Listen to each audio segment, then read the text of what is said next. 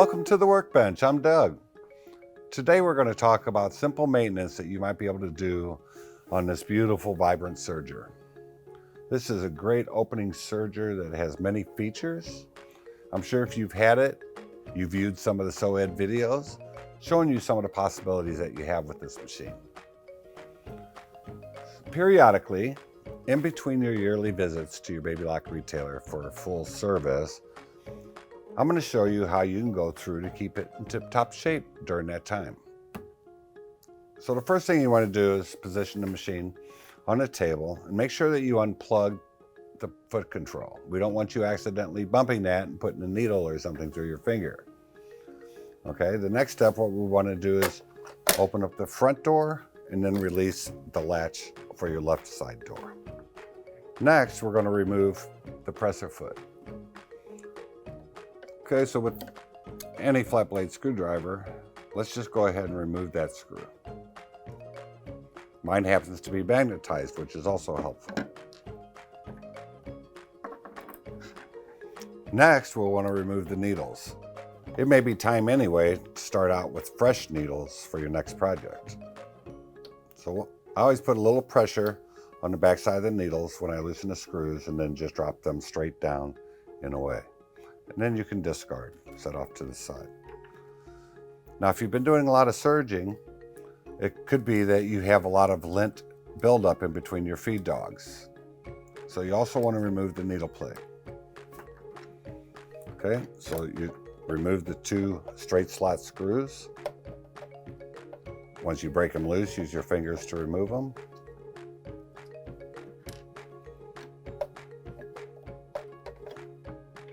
And then just simply lift up and away.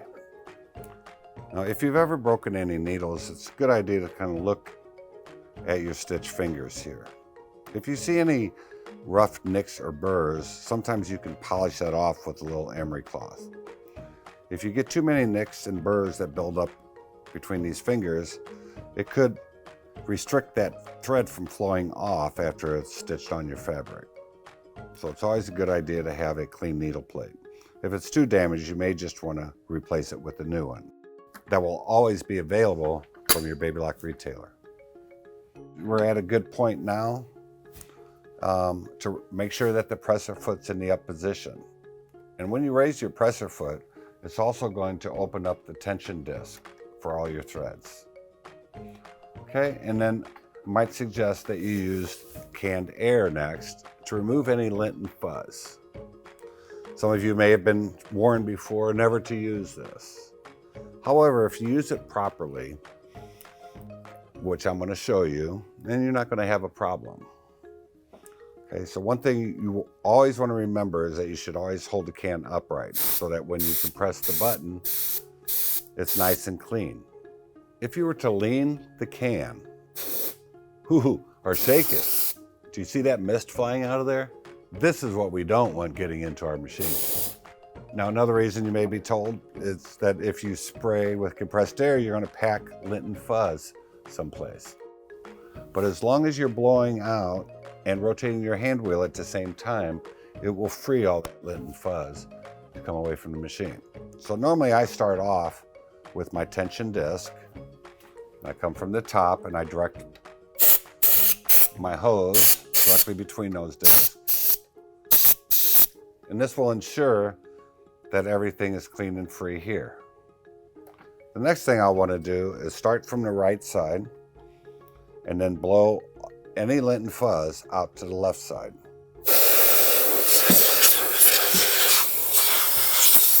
Okay, so you notice I was rotating my hand wheel to make sure I was reaching all the circumference of the shafts. Then you also have the knife cutting unit that's over here. It's normally driven by this rod, but if you use your finger, you can move this up and down manually.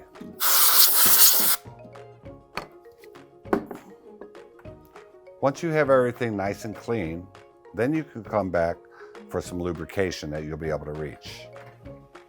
So I like to use a clear sewing machine oil, which is available at most of your baby lock retailer stores. And this has an extension tube on it that you can pull out and direct just one drop of lubrication in different locations. So I've always taught the technicians out in the field, when it comes to general lubrication, any part that you see rubbing against another part, every shaft that you see going in and out of a hole through a component should have one drop of oil placed on it. Okay, so let's start first with your needle bar. If you rotate your hand wheel and your needle bar comes down, on the very top side, squeeze and just place one drop. Okay, as it comes down, it doesn't hurt to get your finger a little dirty. Just spread it around, and this is going to lubricate the lower bushing in which the needle bar is passing. And then when you look over onto the loopers, you have the upper looper and the lower looper moving left and right, back and forth. So you want to place one drop on the top of the upper looper, and then another one on the shaft that's moving up and down. Okay, now on the very bottom, you have a shaft that's moving that arm up and down. So it's a good idea to come to the back side, place one drop on that shaft. And then over to your lower looper. You have a shaft here that's moving it left to right, so we want to lubricate the back side of that shaft as well. Now this is the little roller that raises your knife up and down. If that gets into a bind, it may cause a problem with your knife. So this bearing is also a good idea. Just place one small drop on the left side and the right side of this pinion, and use your finger just to work that lubrication in. Make sure it's spinning freely. Once you're done there, just again, go ahead and rotate your hand wheel a few times to work that lubrication in. And then we can come over to our knife and carriage unit here. So if you see, this cam normally locks onto this roller. So when this is detached, you can simply use this to move up and down. And when you do, you're going to see that there's a pin driving it on the bottom. So we want to put one drop on the left side and the right side of each one of these pins. Okay. Also, we have a spring-loaded release. This is for your locking mechanism. So on the left-hand side, if you push that peg back, that shaft will rise. So we'll put one drop there. Also on the bottom as it's going through that coupler. And then just work that up and down. Also, you have a shaft here that moves left and right when you adjust your knife position.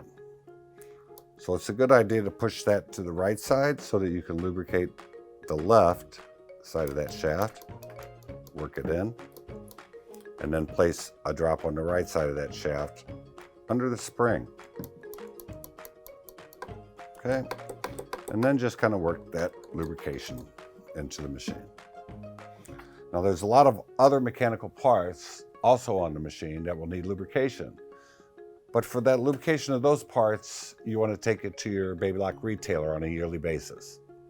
The serger, when sewing, leaves a lot of lint and fuzz, which you probably realize if you're a heavy serger. So to get internally, a lot of the covers have to be removed, and we don't suggest that you perform that task. Okay, but for sure, if you maintain like I just showed you, it'll give you success for all your projects in between that yearly visit. Now, once you have everything clean, blown out, lubricated, then the next step is to reattach 2 new needles into the machine.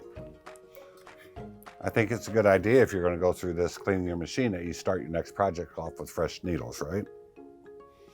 So I'm going to reinstall. And one thing I've always done that makes it easier for me is to install both needles at one time. Because I have big hands, sometimes if I put one needle in place, it gets in the way of placing the other needle. So if you position the flats of the needles towards the back, then you can come in and position both up into that needle bar.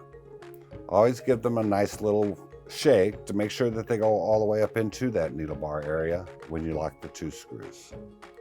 I normally start with the one on top for my left needle, and then the one on the bottom for my right needle. And just so you know, when you look at your needle positions, on a serger, you're always going to see that the right needle is going to hang down lower than the left needle. That's because the compensation of the looper coming across. Okay, if they were equal, then the tip of the looper would miss the scarf that's positioned on the back of the needle. Okay, once your needles are in place, then we can install our needle plate. Again, you want to make sure that it's nice and smooth, that all nicks and burrs are removed, either by using a little emery cloth or maybe even purchasing a new needle plate. And then once you install this onto the machine, you have a little bit of play, up, down, left, right. So you want to begin first by installing the needle plate screws. Okay, so just get them started with your fingers and rotate down as far as you can, and then position the rear one in place.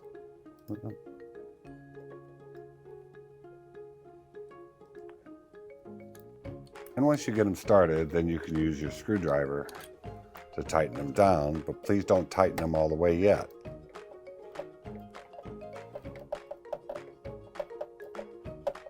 Okay, before you do a final tight down on the screws, you always want to verify that when the needles drop down into the needle plate opening, that they're not brushing the fingers of that needle plate. So slowly drop the needles and then position left and right to ensure that the needles are going to be placed in the center of those two openings. Okay, once you're sure of the positioning, then you can come back and tighten those two screws. So you don't want those needles coming down and brushing against those stitch fingers, or then you would be creating grooves into that needle plate. Okay, that looks good. Once we're done with that, we can close up our knife unit, close our front door, and reattach our foot.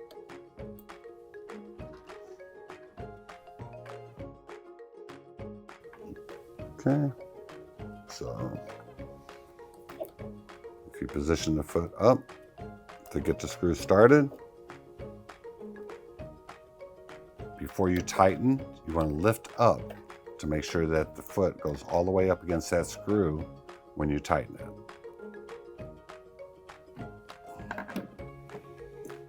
Okay, and I think you're going to notice that after doing this little maintenance job on your own, that we'll have nice, smooth running machine, and you're going to have great success on your next project. So to watch more of my From the Workbench videos on all of our other Baby Lock machines, you can follow this QR code, and it'll take you to my complete playlist, as well as any future videos that we add to it. So now that you know, get out and sew.